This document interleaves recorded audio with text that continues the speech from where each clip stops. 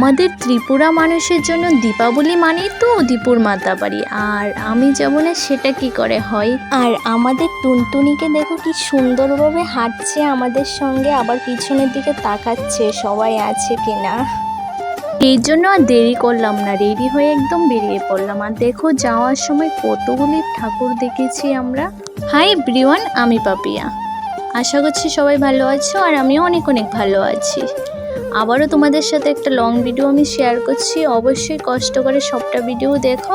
যেহেতু no entry দিয়ে দিয়েছে সেই জন্য আমরা গাড়ি রেখেই চলে আসলাম।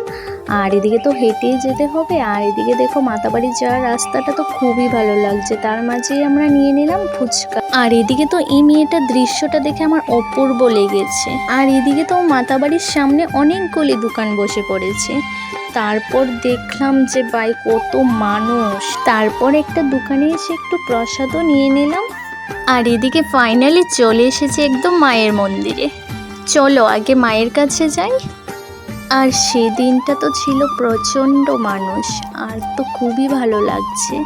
যেহেতু আমাদের মায়ের মন্দিরে আসতে আসতে প্রায় 11টা বেজে গেল, আর সেই জন্য তো মায়ের মন্দিরের দরজা অবভিয়াসলি বন্ধই থাকবে।